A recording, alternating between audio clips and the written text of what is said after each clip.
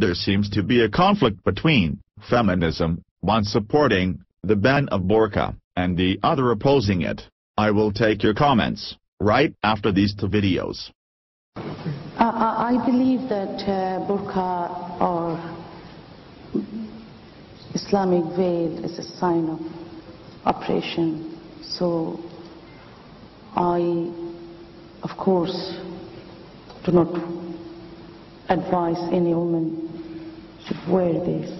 But of course some feminists think that they have the right to wear it, but I don't call them feminists.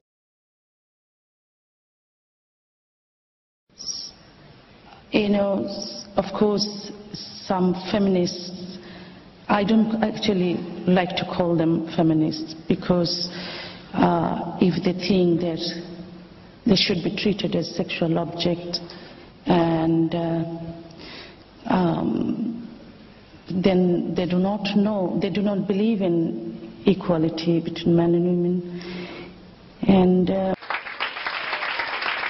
what's your comment? I will stick with my statement.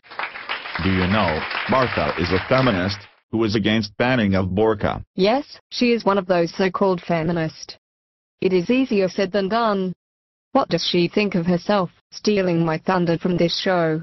I hate her. Anyways, Burkha, you have an article in New York Times defending burqa, even though not being a Muslim. What is the reason behind the article? Andrew, do you know? France is the first country in Europe to publicly ban burqa. And some region in Germany forbids public school to wear burqa on the job. Although the nuns and priests are permitted to dress according to their religious belief, why are there two sets of rules? Do we treat all citizens with equal respects?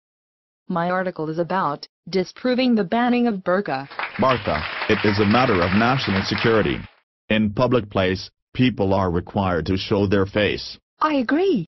And burqa also make transparency difficult. Then, why doesn't it apply to everyone?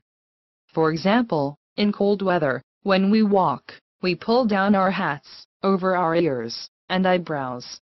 We tighten up our scarf around our nose and mouth. Tell me, why there isn't any problem of either transparency or security? What inspires fear and mistrust clearly is not covering in general, but only Muslim covering. You do not know what burqa is. Let me tell you a little bit about my life.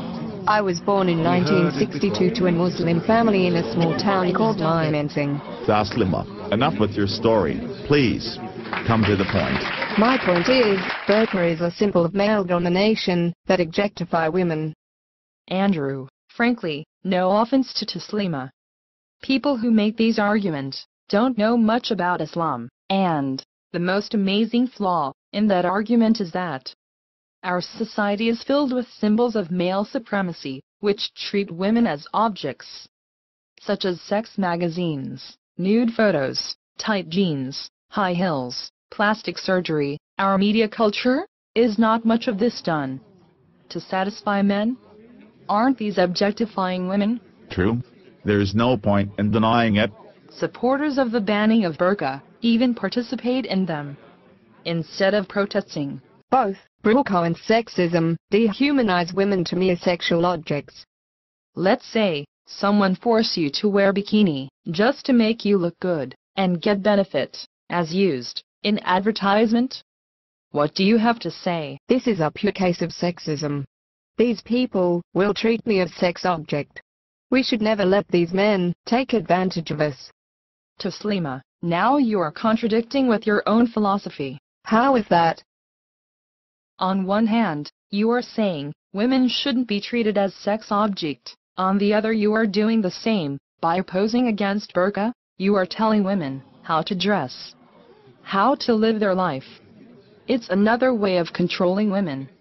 And those who support these are not just going against human rights, but also violating democracy. If a woman wants to wear burqa, why are we violating their rights and freedom? You have a point. Those who truly care about women always project the real picture. They don't desire the fame or glory. What do you mean? Do you want to say, I am here for fame and glory? I never